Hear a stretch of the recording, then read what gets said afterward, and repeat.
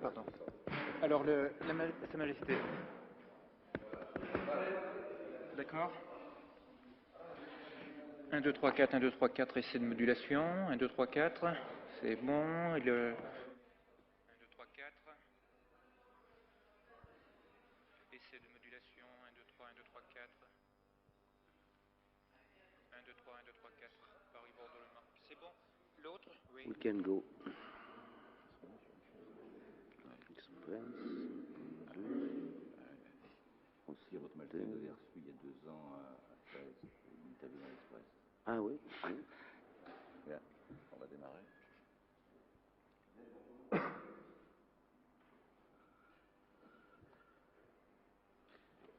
Face au public ce soir, Sa Majesté Hassan II, roi du Maroc. Nous sommes au Palais Royal de Marrakech, Marrakech qui est considéré comme un des joyaux du Maroc, au pied de l'Atlas, dont les cimes sont encore enneigées. Majesté, le monde bouge. Certaines situations bloquées évoluent. Le Proche-Orient, par exemple, avec la déclaration de Valéry Giscard d'Estaing sur l'autodétermination du peuple palestinien. Le Maghreb, avec le dossier du Sahara et l'attitude du colonel Kadhafi. L'Afrique aussi, avec l'accession de la Rhodésie à l'indépendance. L'islam, traversé par les secousses de la révolution iranienne et de l'intervention soviétique en Afghanistan. Or, sur toutes ces affaires, vous êtes un des chefs d'État, un des dirigeants les plus influents et les plus écoutés. Avec Paul Balta du Monde, Roger Bouzinac de Nice Matin, Paul Naon d'Antenne 2, André Potard de l'Express et Édouard Sabillet de France Inter, nous allons durant ces 50 minutes faire le point sur toutes ces situations plutôt brûlantes.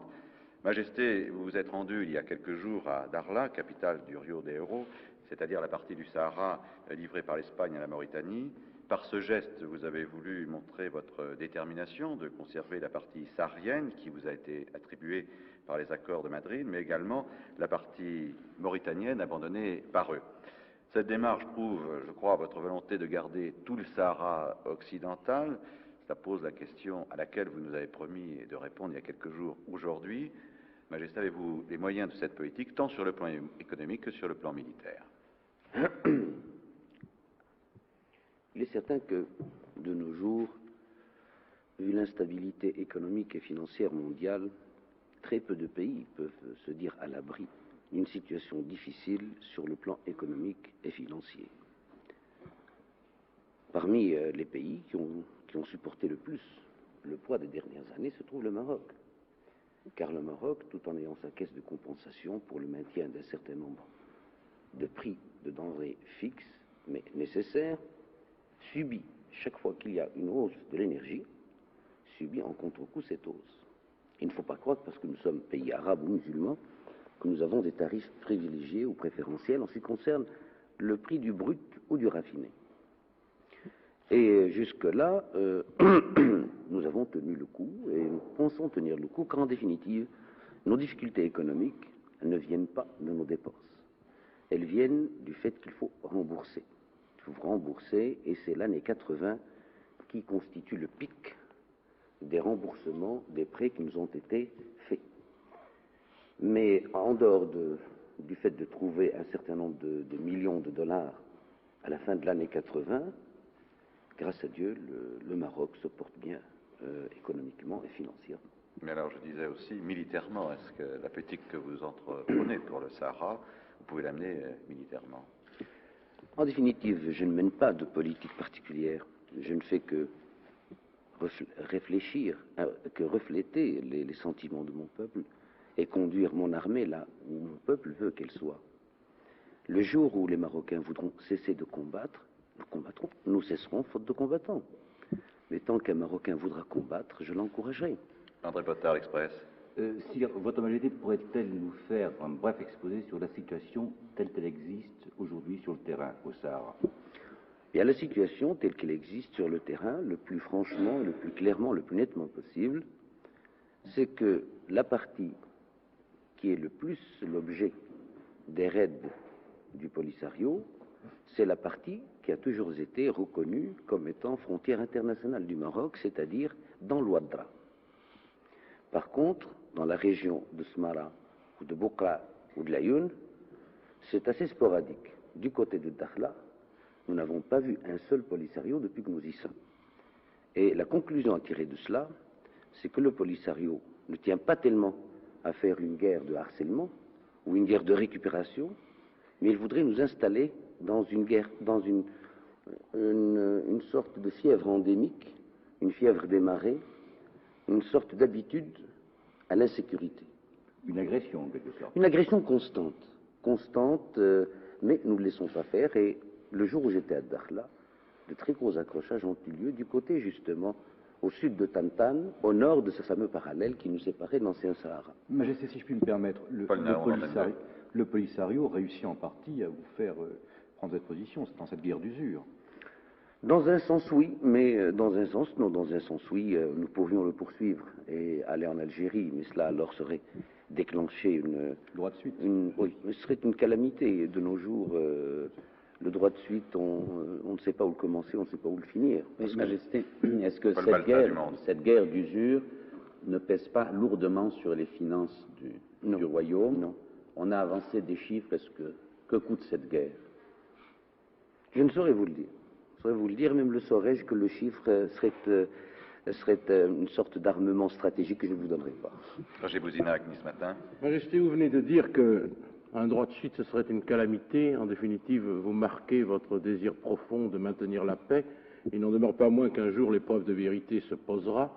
Est-ce que vous croyez que vous arriverez à régler le problème d'une manière pacifique, comme vous semblez le souhaiter ardemment, ou est-ce qu'il y aura un affrontement avec l'Algérie?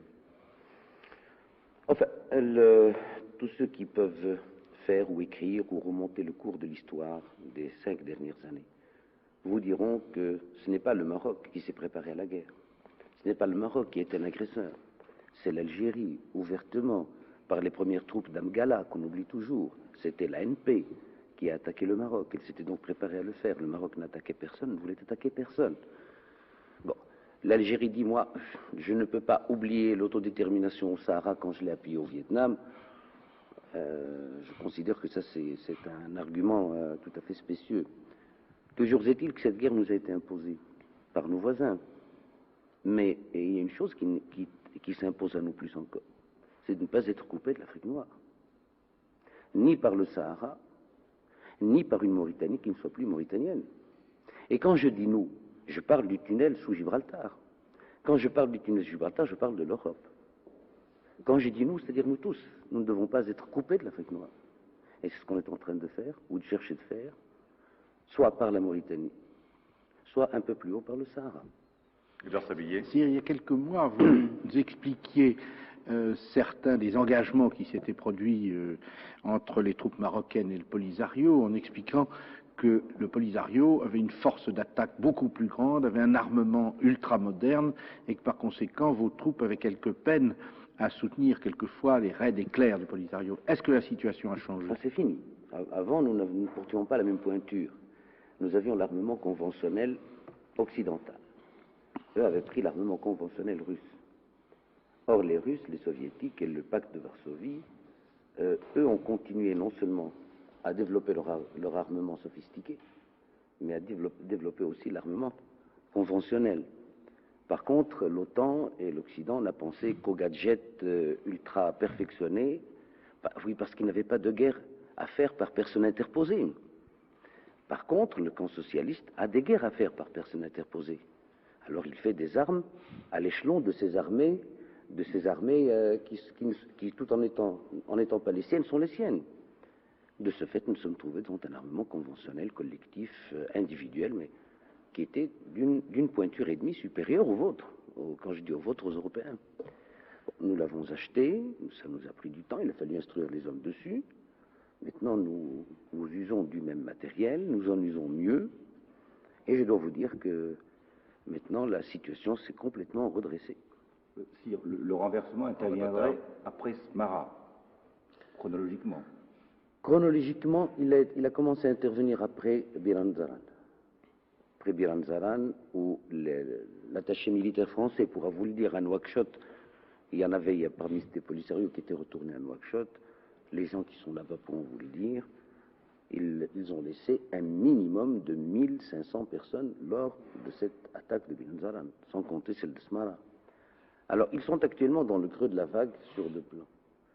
sur le plan humain, d'une façon générale, parce qu'un homme ne se fait pas, il faut au moins 6 à 7 mois pour faire un guerrier, et deuxièmement, sur le plan ethnique, il y a presque plus de Sahraouis. Alors, parmi ceux que nous prenons comme prisonniers ou comme blessés ou morts, on remarque d'abord des gens qui ne sont pas des Sahraouis, deuxièmement, qui portent beaucoup de blessures dans le dos, et troisièmement, beaucoup de tuberculose. Paul Naon. Majesté, vous avez supplié les Américains de vous fournir des armes. Alors, j'aimerais vous demander s'ils ont satisfait à toutes vos demandes, jusqu'à ce jour. D'abord, je n'ai pas supplié, j'ai demandé, parce que j'aurais expliqué que pour leur propre intérêt, il fallait qu'ils nous en donnent, car ils ne pouvaient pas se démarquer. Autrement, les armes qu'ils nous ont vendues, l'Europe en possède de meilleures. Ils nous ont vendu des F-5E, le Mirage F1 est supérieur 10 fois au F-5E. L'avion français? Oui, c'est bon. Et vous faites la différence grâce à l'avion français au Mirage? Comment? Vous faites la différence grâce au Mirage? La différence entre la différence sur le terrain.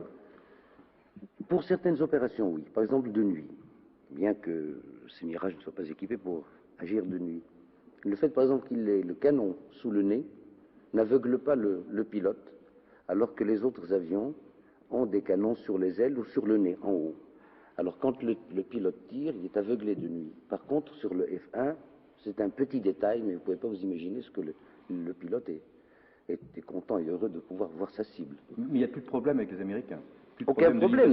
Non. Ils nous ont livré. C'était la livraison qu'ils nous font, ou qu'ils vont nous faire, était plus symbolique qu'autre chose. C'était moins de 24 avions, 10 Oviten et à peu près 6 hélicoptères de combat. C'est pas avec ça qu'on peut engager et gagner une guerre. Pas d'instructeur militaire américain sur le terrain? Non. Ici? Vous êtes formel? Formel.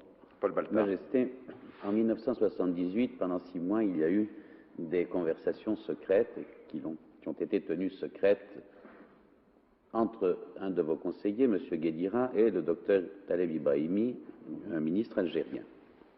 Il ne semble pas que ces conversations aient abouti à un accord. Est-ce qu'actuellement, vous avez l'impression qu'il y a quelque chose, anguille sous roche, entre le Maroc et l'Algérie? Est-ce qu'une négociation est possible, puisque vous en avez souvent parlé, ou est-ce que c'est l'impasse? Vous savez, M. Balta, une négociation est toujours possible. Et je pense qu'on ne fait une guerre que pour négocier, en définitive. Car la finalité des guerres, c'est de négocier.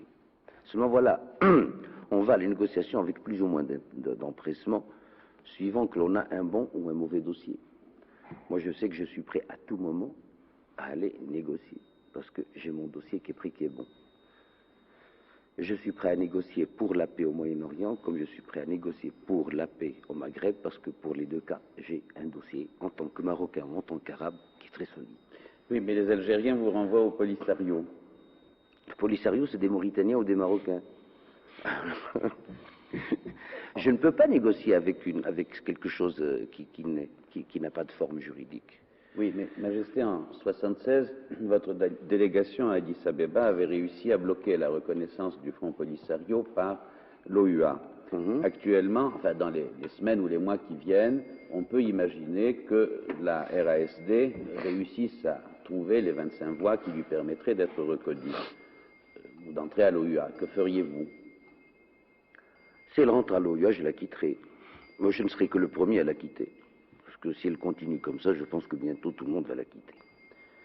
Mais je ne pense pas que l'Afrique reconnaisse la race. Si vraiment l'Afrique vit l'heure que nous vivons, si elle vit les événements que nous subissons, si elle réagit en Afrique et en pays musulmans, je crois que les votes concernant la race, si on devait aller faire maintenant, ou concernant le Polisario, iraient à l'encontre depuis les événements d'Afghanistan. Ceci, si l'Afrique est consciente, si elle est éveillée, si elle vit les événements, si elle les analyse. Je souhaite que tous les 6 soient remplis parce que ce continent a besoin de comprendre. Majesté, vous venez de dire on fait une guerre pour négocier, donc un jour ou l'autre vous trouverez un terrain pour négocier. Ce conflit se terminera. Quelle solution devrait être trouvée à votre point de vue pour mettre fin à ce conflit au Sahara? J'ai mon idée là-dessus, mais j'ai décidé de n'en parler à personne. Et je tiens à vous dire que, comme je dis toujours, nous sommes deux à le savoir. Ma conscience et moi-même. tout seul. Edouard Sablier. Si vous venez de parler de l'OUA, l'Organisation de l'Unité africaine, vous avez dit que actuellement elle traversait une crise de faiblesse. Je voudrais vous parler d'un autre organisme qui nous a un peu étonnés ces temps-ci, c'est la Ligue arabe. La Ligue arabe, le colonel Kadhafi a porté plainte contre une invasion de la Tunisie par l'armée française. Il a parlé de combats dans les rues de Tunis et de bombardements par la flotte américaine. Or, les gens de la Ligue arabe se trouvaient sur place. Comment expliquez-vous qu'aucun n'ait vraiment relevé ce problème en disant « vous vous moquez de nous, où sont les traces de ces combats dont vous parlez ?» Mais même pas votre délégué, si j'ose dire.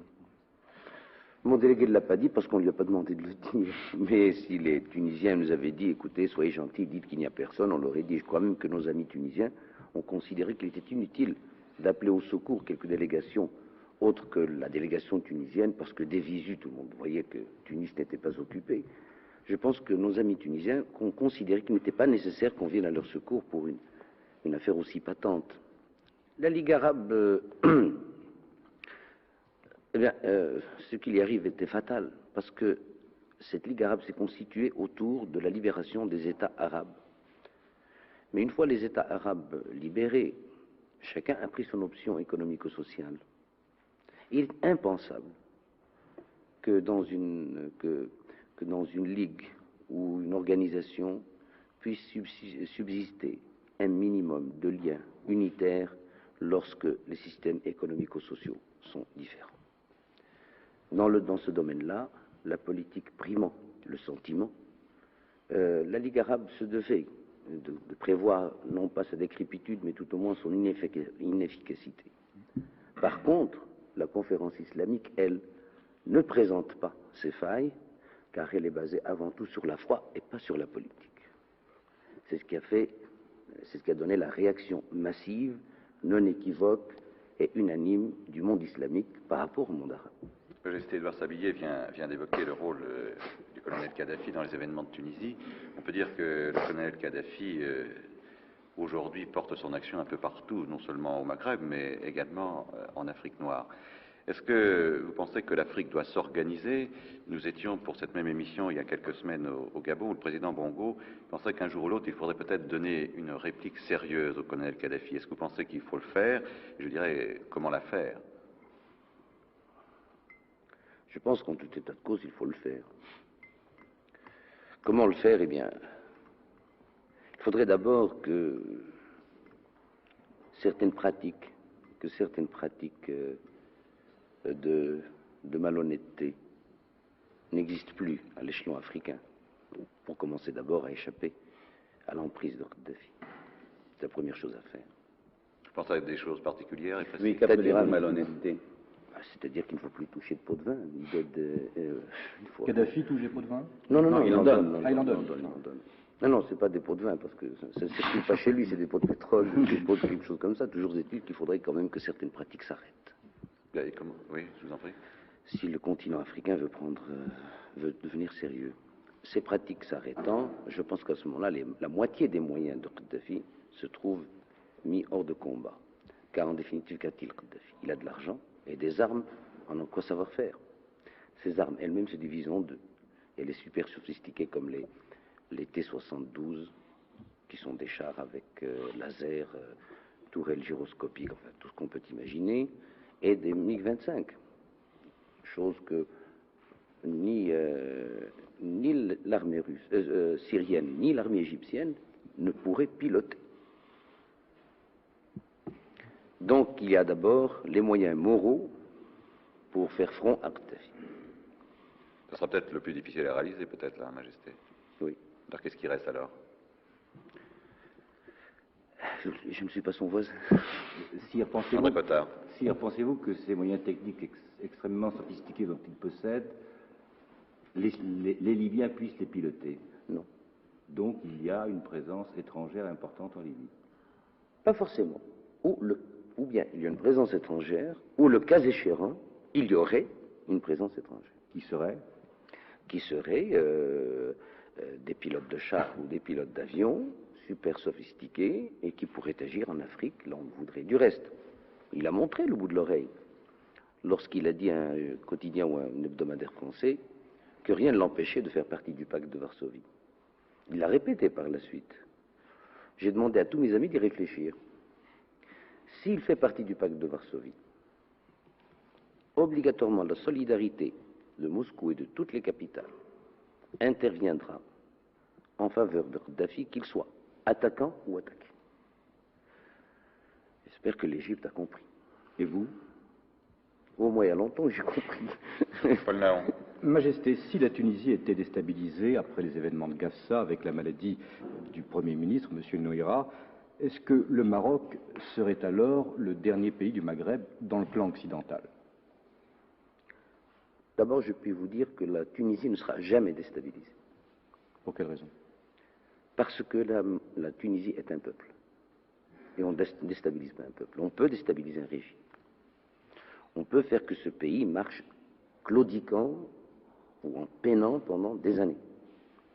Mais de là à effacer le subconscient et le conscient tunisien, non, il faudrait une bombe atomique ou plusieurs bombes atomiques pour l'effacer de la carte complètement. Deuxièmement, la Tunisie a des amis qui, bien qu'étant loin, ne se contenteraient pas de la défendre par la presse ou par la radio. Militairement? Militairement, le Maroc, au cas où la Tunisie était attaquée, est prêt, a déjà pris ses dispositions pour être aux côtés du peuple tunisien.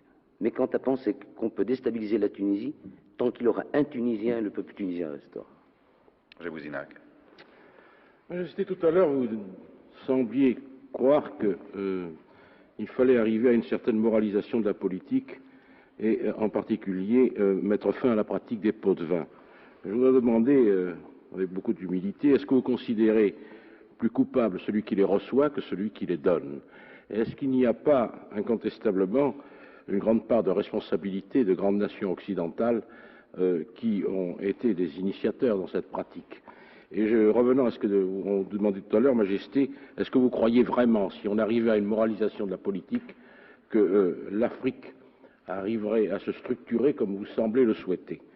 Et ma troisième question, je voudrais savoir quelle conception on peut avoir à travers vos propos de la stabilisation, parce qu'il est incontestable que des pays qui étaient aussi fortement arrimés à l'histoire et au passé se sont trouvés subitement déstabilisés, et je comprends un peu les appréhensions que notre ami Naon exprimait tout à l'heure. Pour répondre à votre première question, nous avons en arabe un adage juridique qui dit « Maudit soit le corrupteur et le corrompu ». Donc je pense avoir répondu à votre question, et chez nous, les mêmes peines sont appliquées aux corrupteurs comme aux corrompus. La deuxième question. Je ne suis pas pour un ordre moral nouveau. Le monde est ce qu'il est, l'homme est ce qu'il est, et plus on découvre sa structure interne, ses glandes, les composantes de ces facteurs génétiques, plus on se demande comment il n'est pas encore plus fou qu'il n'est. L'ordre moral, pour moi, c'est avoir un minimum de respectabilité et d'avoir un minimum de continuité dans sa vision des choses et dans son analyse. Mais de là à voter noir le matin et revoter blanc le soir, alors, vous voyez ce que je veux dire, c'est ce genre d'amoralité. Ce n'est même pas immoral, c'est amoral. Quant à la troisième question, je pense que quand on parle une langue, on peut valablement en faire la critique. J'estime que le mot déstabilisé a été employé trop souvent et pas à bon escient. Car en définitive, déstabiliser n'est pas effacer de la carte, ce n'est pas détruire, ce n'est même pas dépersonnaliser. Déstabiliser, c'est quelque chose qui était debout, qu'on fait tomber, mais qui peut se remettre debout. C'est pour ça que quand je parle de déstabilisation, je ne parle pas de renversement. Dans mon esprit, c'est une mauvaise période à passer pour un pays comme pour un être humain. Paul Baltin. Oui, cela étant, pour la Tunisie, s'il y avait, je pense que notre ami Naon parlait d'une déstabilisation du régime, du gouvernement, oui, ça pourrait modifier tout de même l'équilibre au Maghreb. Je ne vois pas le récipiendaire du gouvernement ou de l'autorité gouvernementale si le régime était changé. Oh, il y a toujours des imbéciles qui courent pour prendre la tête d'un État. Alors là, je peux vous dire que ceux qui y vont en courant, c'est vraiment des imbéciles. J'en sais quelque chose. Je préférerais beaucoup plus me reposer que... Mais, supposons qu'on trouve un récipiendaire pour prendre le pouvoir ou l'administration à Tunis. Qui aurait-il derrière lui?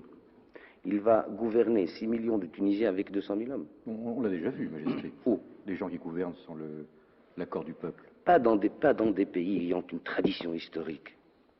Vous ne le verrez jamais au Maghreb.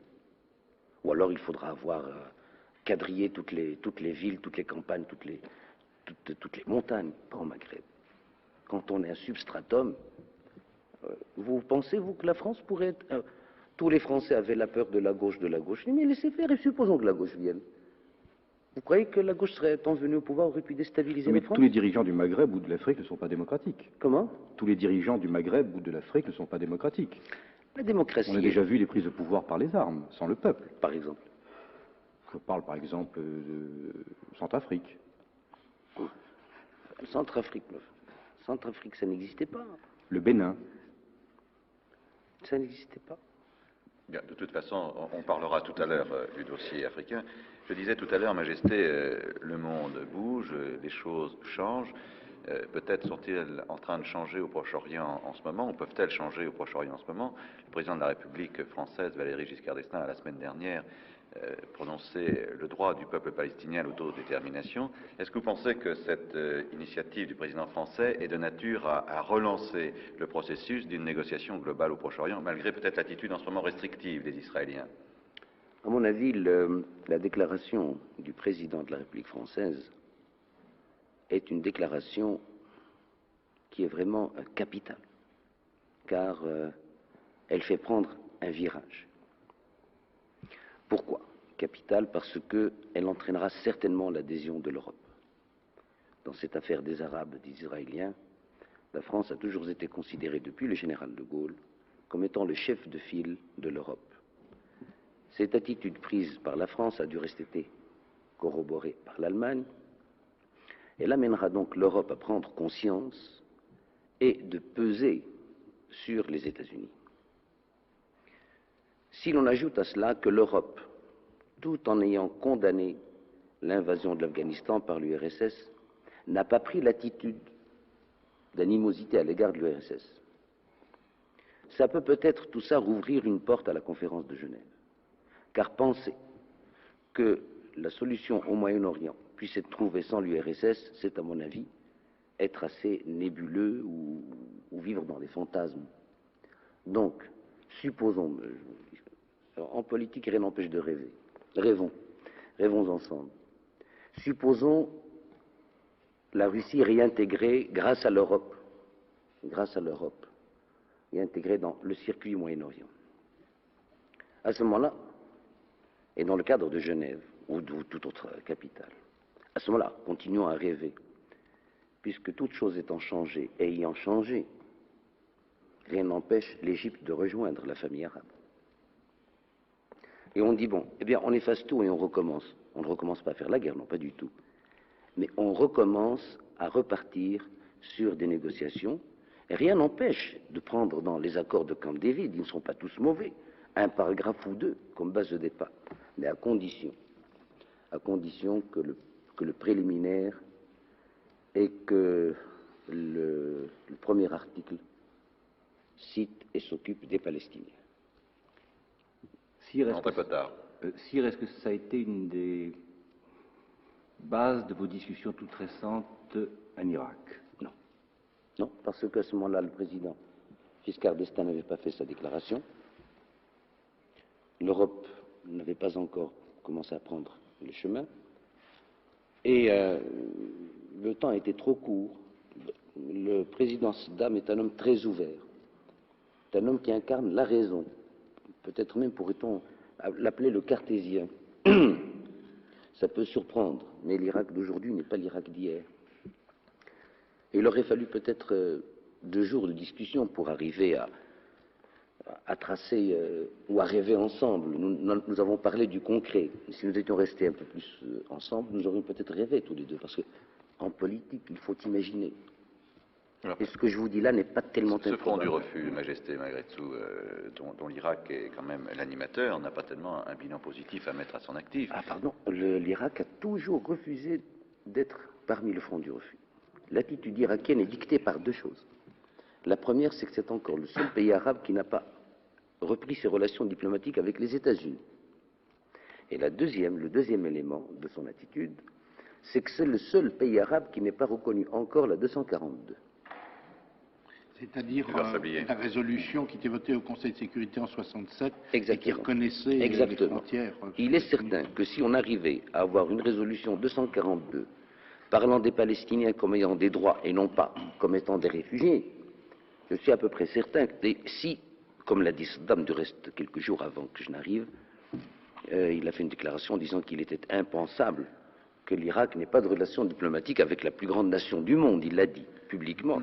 Si donc ces deux facteurs étaient réunis, mais le front du refus n'existerait plus parce que l'Algérie ne pourrait plus continuer, Kadhafi, bon, n'en parlons plus. Alors il resterait la Syrie, la Syrie serait englobée dans le processus commun. L'OLP étant reconnu et devenant interlocuteur, ne pourrait pas refuser. Donc en somme, c'est trop beau pour être vrai, c'est pour ça que j'appelle ça un rêve. Est-ce que vous pensez que les Israéliens pourraient accepter ce processus que vous êtes en train de nous décrire, Majesté? Je pense que pour les Israéliens, il y a deux points importants. Lorsque nous disons paix, eux parlent sécurité. Je pense que dans ce domaine, la garantie des 5 puissances du Conseil de sécurité, la garantie de l'Europe, des garanties globales et bilatérales pourraient faire que pour eux le mot paix soit le mot paix et non pas sécurité. Le deuxième problème pour les Israéliens, pour eux, il n'est pas question de paix seulement. Ils parlent aussi de la nature de la paix. Quand ils disent paix, ils disent non, nous voulons que les frontières soient ouvertes, qu'il y ait libre circulation des biens et des richesses, qu'il y ait représentation diplomatique, donc c'est la nature de la paix. Je pense personnellement que ce deuxième point est plus un point psychologique qu'un point d'achoppement juridique. Et lorsque toute cette affaire-là sera démystifiée, et quand je dis démystifiée, j'emploie bien le mot, je veux dire exorcisée, il faut que Satan sorte de cette histoire-là, et qu'il s'en aille. Je pense que les fils d'Abraham pourraient espérer. Donc vous pensez qu'en cette année 1980, on est beaucoup plus proche d'une solution de paix que l'année dernière? Non, l'année 80, c'est l'année des élections. En Amérique, oui, ça peut... Oui, en outre, il y a tout de même, on s'en aperçoit avec l'Égypte, il y a des réactions populaires qui font que la normalisation ne peut pas se faire rapidement, ni du jour au lendemain, et que cela risque de prendre du temps. D'autre part, il y a tout de même ce réveil, ou cette vague d'activisme musulman et nationaliste qui secoue quand même le monde à la fois arabe et musulman, qui peut être aussi un élément de difficulté, une difficulté supplémentaire à parvenir à la paix. Incontestablement. Cette difficulté étant elle-même d'ailleurs le résultat peut-être de l'attitude passée d'Israël. Enfin, je crois qu'il y a une dialectique entre les deux choses.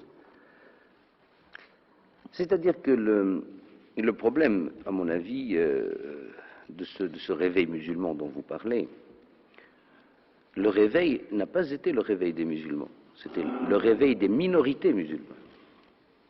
Ça a été le réveil des chiites. Et la Shia représente seulement 10% du monde musulman, 90 millions sur 900 millions. Ce réveil n'a pas été un réveil spontané.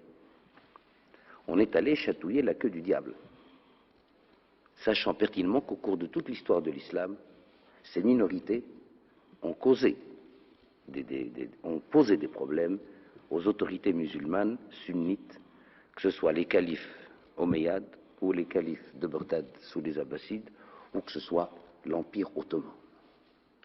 Donc, si on laissait ces minorités se calmer, et si on ne les agitait pas pour d'autres raisons que pour l'islam, je pense que ça ne devrait pas poser de problème. Certes, le démarrage du dialogue est toujours plus difficile. Le tout, c'est de mettre le pied à l'étrier. Majesté, doit-on comprendre, d'après tout ce que vous venez de dire sur le Proche-Orient, qu'après avoir regardé avec une certaine sympathie, même encouragé le président Sadat dans son voyage à Jérusalem, que le Maroc se range maintenant dans le clan du refus? D'abord, je maintiens une chose, c'est que, et je rends hommage au président Sadat pour sa délicatesse, Je n'ai pas eu à l'encourager car j'ai, comme tout le monde, je vous l'ai dit plusieurs fois, été tenu à l'écart de ce voyage. Il a tenu à n'engager personne de ses amis par délicatesse et aucun des chefs d'État arabes ne savait qu'il allait à Jérusalem. André Potard. Deuxièmement, Pardon. je ne me suis pas mis dans le front du refus. Seulement, je n'avais pas donné en tant que chef d'État arabe mandat général et permanent au président Sadat pour négocier à la place des Arabes. Vous avez dit tout à l'heure que le président Sadat s'est éloigné du camp arabe. L'Égypte s'est éloignée du camp arabe. Ah oui. Vous le pensez toujours? Du plan arabe, oui. Parce que j'estime que s'il nous avait dit, s'il avait écrit à la Ligue arabe en disant « Moi, je ne souscris pas aux 4 points du programme arabe. Je vais discuter bilatéralement. Je vous demande de me libérer de mes liens au sein du monde arabe. » Peut-être que l'attitude sentimentale aurait été la même, mais notre attitude objective en tant qu'État aurait été certainement moins dure. Mais il ne nous l'a pas dit. Il nous a mis devant un fait accompli, que ce soit ses amis ou ses adversaires. André Potard. Sire, entre le voyage à Jérusalem de M. Sadat et les accords de Camp David, pensez-vous qu'on soit passé à côté, de très près de la paix, et à qui en est la responsabilité? Ah oui. Bien, au lendemain du voyage de Sadat à Jérusalem, j'ai été le premier à applaudir. Et je crois que j'ai plus au fond de moi-même, maintenant j'analyse, j'ai plus applaudi le réalisme et l'opportunisme d'Israël que le courage de Sadat au fond de moi-même. Mais il se trouve que ce jour-là, le génie d'Israël était en panne. Et il n'y a pas eu dans les 2 jours ou 3 jours qui ont suivi une relève pour faire la relance, mais une réponse ou une relance aussi généreuse, aussi courageuse, aussi porteuse d'éléments positifs. Je pense que c'est le génie d'Israël qui, ce jour-là, a eu un collapsus. Qu'est-ce qui s'est passé? Je n'en sais rien. Roger Bouzinac. Majesté, vous venez de qualifier de capitale la prise de position du président Valéry Giscard d'Estaing, prônant le principe de l'autodétermination. Par voie de conséquence, tout le monde s'accorde à reconnaître que l'autodétermination, ce sera la création d'un État palestinien.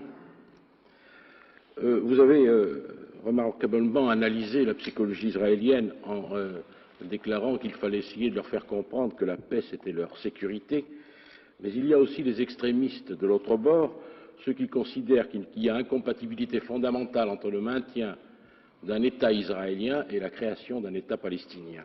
Alors, est-ce que vous croyez être en possibilité d'exorciser le démon, puisque tout à l'heure vous nous aviez laissé entendre que vous pouviez exorciser le démon du côté, enfin, tout au moins d'appréhender les problèmes israéliens, mais est-ce qu'il y a possibilité aussi de faire comprendre aux extrémistes de l'autre bord que, quand même, la paix doit aller dans la voie du maintien de l'État israélien?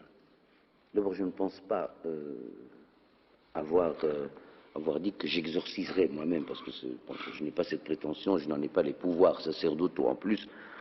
Et je crois que j'ai parlé à l'indéfini, je n'ai pas dit je. J'ai dit, je pense qu'il faut exorciser. Vous savez, les extrémismes, c'est comme les plantes. Il leur faut leur écologie. Mais quand on crée une écologie équilibrée, l'extrémisme n'a plus asile là où il était. L'extrémisme ne bourgeonne et ne grandit et ne s'épanouit que dans une écologie particulière, d'instabilité, de manque de confiance et de conspiration continue. Je pense personnellement que cet extrémisme fera du mal au premier pas vers la paix, qu'il cherchera par tous les moyens à faire que cette région du monde continue à manger ses dollars en armement et en réalisation non productive, mais je suis sûr que si toutes les nations de la région, alors avec la responsabilité d'une nation, décident de la paix, avec naturellement la satisfaction des différentes exigences, je suis à peu près certain que l'extrémisme s'en ira. Encore 2 questions rapidement sur le Proche-Orient, Paul Balsa. Oui. Comment voyez-vous la création de cet État palestinien? Est-ce qu'il pourra coexister avec la Jordanie ou est-ce qu'il se situera? Est-ce qu'il ne sera pas gênant un petit peu pour les différents voisins de la région? Je pense que si on crée vraiment un État palestinien, et qu'on ne triche pas au départ, voyez-vous, c'est très important. La naissance d'un État, c'est comme la naissance d'un enfant. Il faut que le pédiatre vraiment, ou que les pédiatres nous avons vu au traité de 1919, quand on a voulu refaire l'Europe. Les 7 faits n'étaient pas présentes. Si donc les 7 faits étaient présentes pour la naissance de cet État palestinien, si on lui donne toutes les possibilités de grandir et de se développer, il cohabitera plus et plus intimement avec Israël qu'avec la Jordanie. Vous faites comme ça, j'ai l'impression que vous le pensez vous aussi. Majesté, est-ce que vous pourriez être un de ces pédiatres? Comment? Est-ce que vous pourriez être un de ces pédiatres? Moi, je ne refuse jamais mon concours quand c'est pour quelque chose de sérieux. Je voulais vous dire, puisque nous parlons de l'autodétermination du peuple palestinien, c'est là-dessus que butent actuellement les négociations entre l'Égypte... Je craignais que vous me disiez pourquoi n'acceptez-vous pas celle du peuple sahraoui. On allait peut-être la poser. Moi, je m'en tenais à la première idée, et je voulais vous dire... comment se fait. En fait, c'est là-dessus que butent les négociations actuelles entre l'Égypte et Israël dans le cadre des traités de Camp David.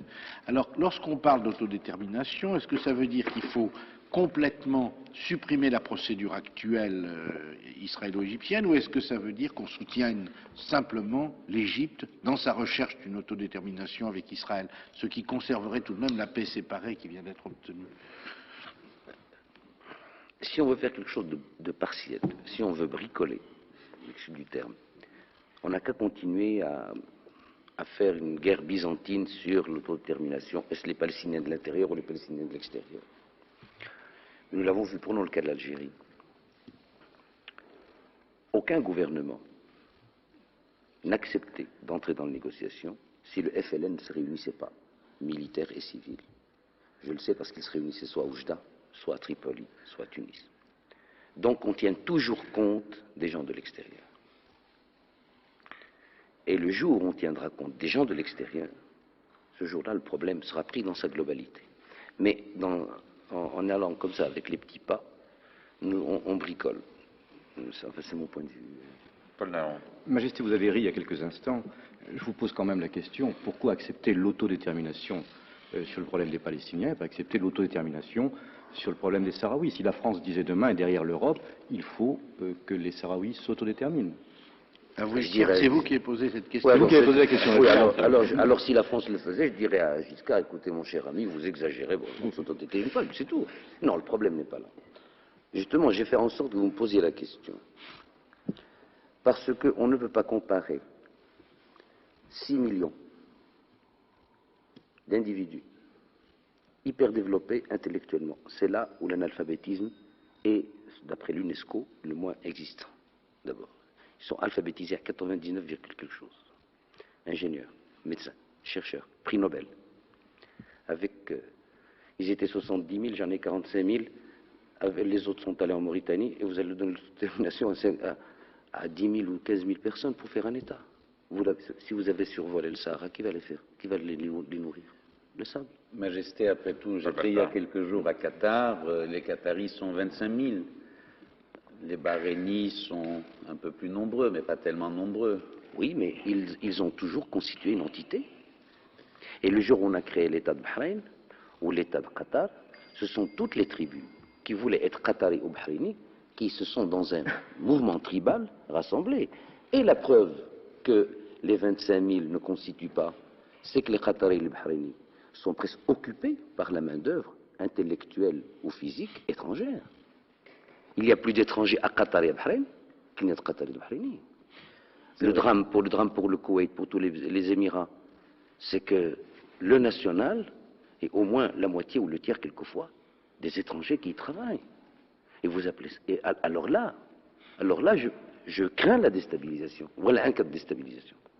Oui, ce que je n'admettais pas pour la Tunisie. Cela étant, ce qui m'a frappé, puisque j'ai été du côté de Tindouf, dans les camps des réfugiés, j'étais à Nouakchott, en Mauritanie, et vraiment, ce qui m'a beaucoup frappé, mais comme une évidence, et je l'ai écrit, c'est cette parenté entre, si vous voulez, Mauritaniens et Sahraouis. Il y a quand même là une entité, une personnalité Mais Monsieur Balta, je suis très heureux de vous l'entendre dire parce que vous ne faites que confirmer ce que j'ai toujours dit. Le Polisario est mauritanien. Il ne faut pas oublier que c'est la Mauritanie, l'Espagne et l'Algérie qui, en 1972-73, ont créé le Polisario. Et le Polisario constitue maintenant un danger énorme pour la Mauritanie. Parce que ce sont tous des Mauritaniens. Et le Polisario maintenant est devenu plus une idéologie qu'un mouvement de subversion. C'est le Polisario, c'est-à-dire un côté socialiste, sahraoui, révolutionnaire et autres. Alors, là aussi, alors là, nous n'allons pas rêver, mais nous allons supposer, qui est déjà plus près du terrain, supposons que la fraction Polisario d'une partie de la population de Mauritanie prenne le pouvoir. Rien n'est plus facile, parce que rien ne représente le pouvoir. Et qu'elle appelle à ce moment-là, comme en Afghanistan, certaines autorités ou certaines puissances à venir lui donner un petit coup de main. Où irions-nous? Et ça, ce n'est pas improbable. Que feriez-vous dans ce cas? Comment? Que feriez-vous, Majesté, dans ce cas? Que ferait le Maroc? Le Maroc renforcerait ses frontières du côté de Dakhla, au sud du Sahara, et attendrait. Mais de toute façon, à ce moment-là, il ne s'agit pas du Maroc, il s'agit de leur Afrique, et je ne peux pas tout seul donner le coup d'aspirateur. Il nous reste encore très très peu de minutes, Majesté. Il y a encore tellement de choses à vous demander. J'y peux rien, c'est donc on va essayer. Mais je sais, c'est ce qui pose la question. Et en quelques minutes, il faudrait quand même évoquer aussi ce qui traverse l'islam aujourd'hui, l'affaire iranienne, la révolution iranienne qui secoue le monde islamique, et aussi l'Afghanistan et la résistance afghane à l'invasion soviétique et qui est soutenue par pratiquement la majorité des pays musulmans. Dans tout ce courant qui secoue en ce moment l'islam, vous qui êtes un des leaders spirituels de l'islam, où vous situez-vous? Par rapport à l'affaire d'Afghanistan, j'ai été très clair.